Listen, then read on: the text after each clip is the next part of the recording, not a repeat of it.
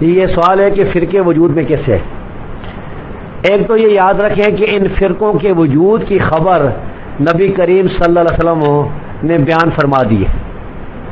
صحیح حدیث سے ثابت ہے کہ آپ نے فرمایا کہ میری امت میں فرقے ہو جائیں گے، اور 72 فرقوں کی آپ نے پیشن گوئی فرمائی، تو ان فرقوں نے ہونا تھا۔ دوسرا یہ کہ آپ نے ان کو سب کو جہنمی قرار دیا ہے سوائے ایک جماعت کے، اور وہی وہ جماعت ہے جو قرآن اور حدیث پر صحابہ کرام کے طریقے پر عمل کرنے والی ہے، جو نبی کا طریقہ ہے، صحابہ کا طریقہ ہے، تابعین کا طریقہ ہے، ائمہ مسلمین کا طریقہ ہے، یہی لوگ یہ فرقہ ناجی ہیں۔ اب یہ فرقے وجود میں کیوں ہیں؟ تو اس کی لمبی تاریخ ہے۔ سب سے پہلا جو فرقہ ہمارے علم کے مطابق وجود پذیر ہوا ہے وہ خارجیوں کا فرقہ ہے۔ خارجی لوگ جو ہیں جنہوں نے خروج کیا سیدنا علی رضی اللہ تعالیٰ کے خلاف، یہ کہتے تھے بس قرآن ہے، ان الحکم الا للہ، یہ نعرہ لگاتے تھے۔ تو قرآن کے ساتھ محبت کا نعرہ لگا کے صحابہ کی تکفیر کر کے انہوں نے ایک فرقہ بنایا، انہوں نے جنگیں کی، انہوں نے صحابہ کو کافر کہا، صحابہ کو شہید کیا۔ عبداللہ بن خباب رضی اللہ تعالیٰ عنہ ایک صحابی تھا، اس کو، اس کی بیوی کو، بچوں کو پکڑ لیا اور انہیں ذبح کر دیا، شہید کر دیا، اور عیسائیوں کو پکڑا، ان کو چھوڑ دیا۔ انہوں نے کہا یہ عیسائی ہیں، ان کو قرآن سنا کر چھوڑ دیا، معاف کر دیا، اور صحابی کو شہید کر دیا۔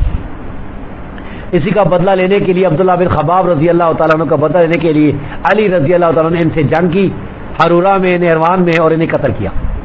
نبی صلی اللہ علیہ وسلم نے فرمایا کہ یہ خارجی جو ہیں، یہ اگر میں ان کو پاؤں تو میں انہیں اس طرح قتل کروں جس طرح قوم عاد کو قتل کیا گیا، اور فرمایا یہ آگ کے کتے ہیں وغیرہ وغیرہ۔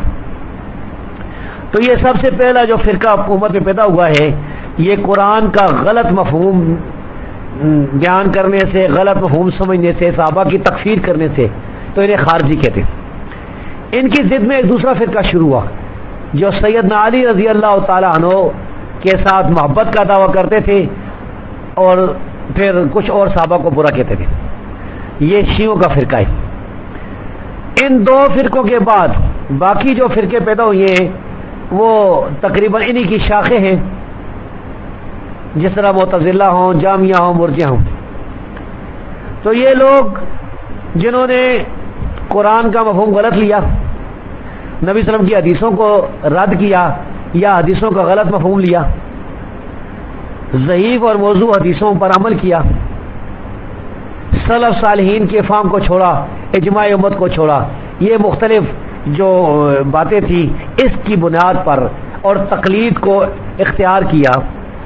تقلید، موضوع حدیث، کتاب و سنت کا انکار، سلف صالحین کے فہم کا انکار، اجماع کا انکار، یہ بنیادی باتیں تھیں جس کی وجہ سے امت میں فرقے ہوتے گئے، فرقے فرقے فرقے، حتیٰ کہ بڑے فرقے جو ہیں 72 بن گئے۔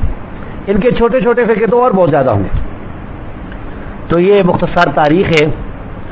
اس بارے میں ابو الحسن اشعری کی کتاب مقالات الاسلامیین بھی دیکھ سکتے ہیں جو انہوں نے فرقوں پر لکھی ہے۔ عبد القاہر بغدادی کی الفرق فی الفرق یہ بھی دیکھ سکتے ہیں، اور دوسری کتابیں بھی۔ تو یہ چونکہ یہ سوال بھی بڑا تفصیل طلب ہے، تو مختصر جو باتیں مجھے یاد ہے میں نے آپ کے سامنے بیان کر دی۔